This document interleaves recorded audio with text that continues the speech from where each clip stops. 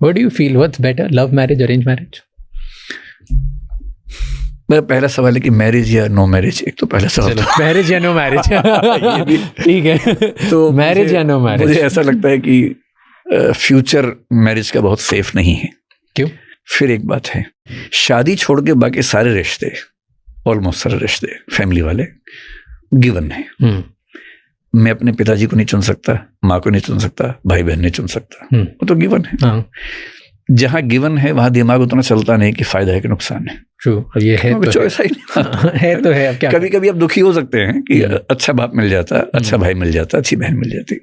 कभी कभी खुश हो सकते हैं, अच्छा वो नहीं मिला, मेरे वाले ज्यादा अच्छे हैं, पर चॉइस नहीं है वहां पर आपके पास।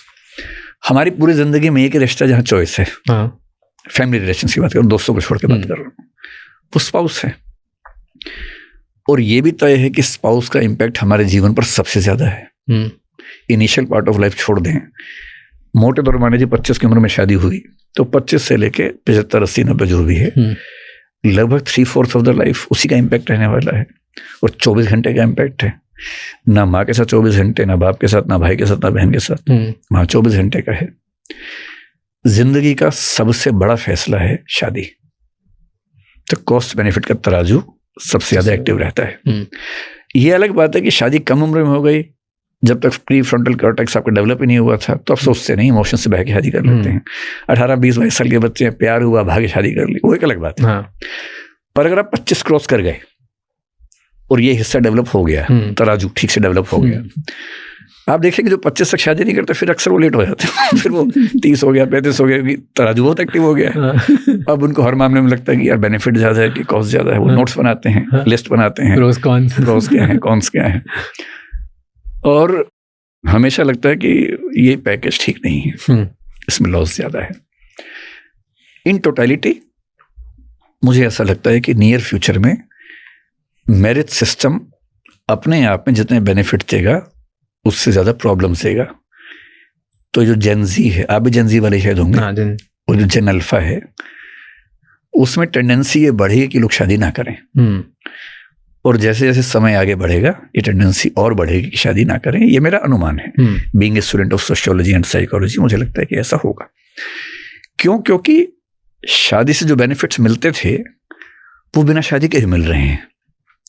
भाई पुराने जमाने में लोग शादी क्यों करते थे? क्योंकि उनको सेक्सुअल नीड्स फुलफिल करने का एक ही रास्ता था, शादी।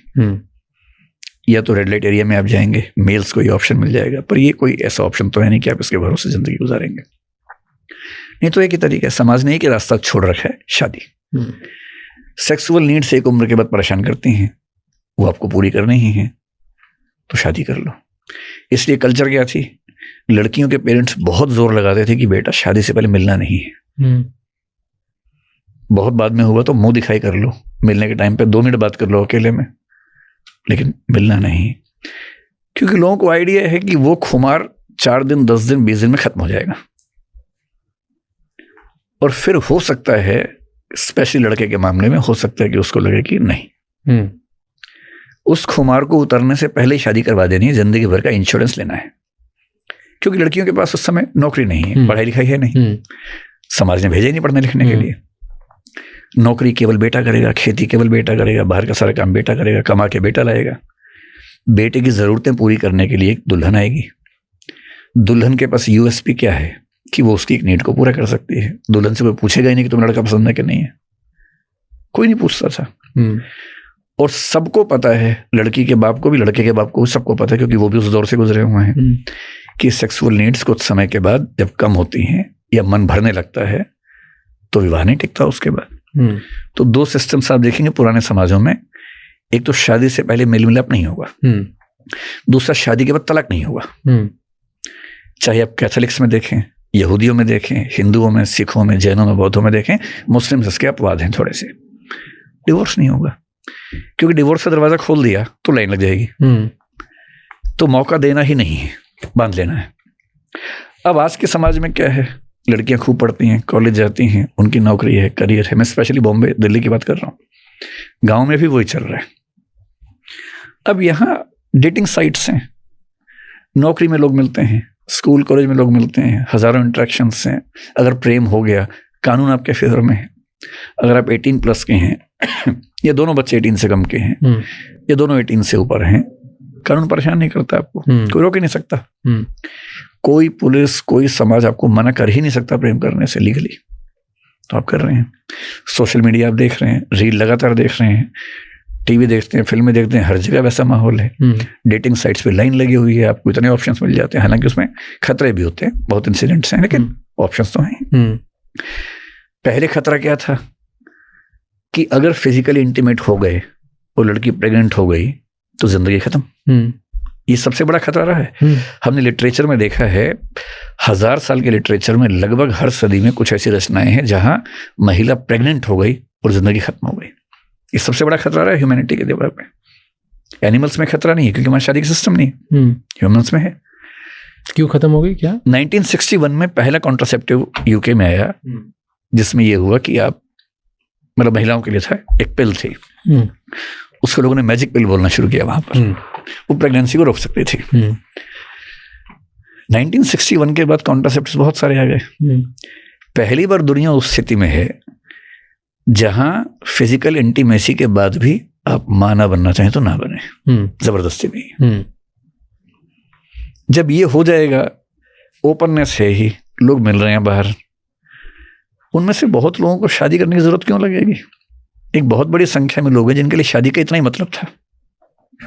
उन्हें वो सब मतलब नहीं था कि दो लोग रहेंगे, आत्मा तन मन विचार मिलेंगे और हम लोग कंपेनियनशिप, वो सब तो शहरी किस्म की बातें हैं।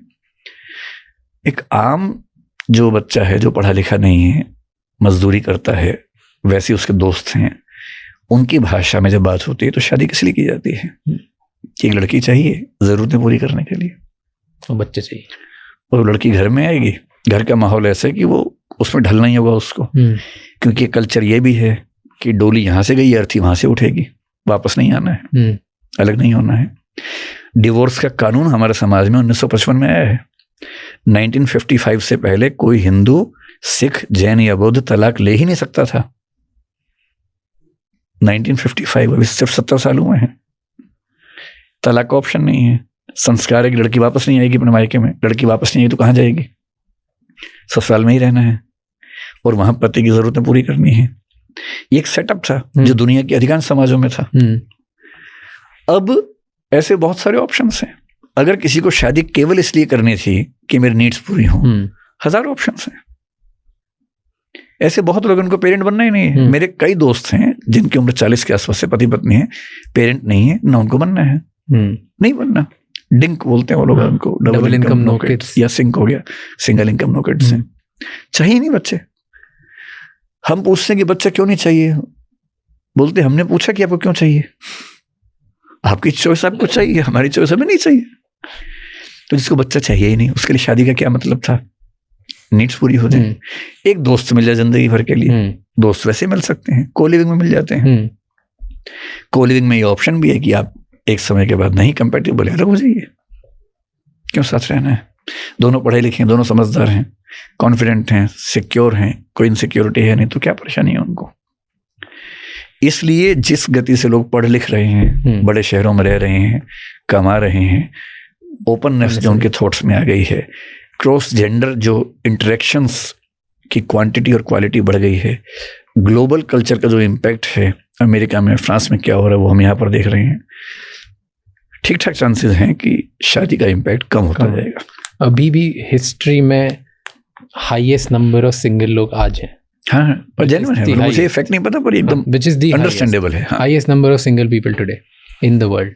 मैंने कुछ दिन पहले of people who are choosing not to be married, not to be married, not to also be in a relationship of any form of commitment. They are like non-committal relationships में हम रह लेंगे, committed relationship में हम किसी में भी नहीं रहेंगे। हाईएस्ट नंबर ऑफ NCM उसको बोलते हैं, क्या है, नहीं कमिटेड, क्या है, नॉन मोनोगैमी वाला एक शब्द चलता है आजकल, जिसका मतलब ये कि हम ट्रांसपेरेंट है पर नॉन मोनोगैमस है और हमारे अंदर है। या पॉलीमेरोस रिलेशनशिप सुनते होंगे ना, पॉलीएमरोस रिलेशनशिप।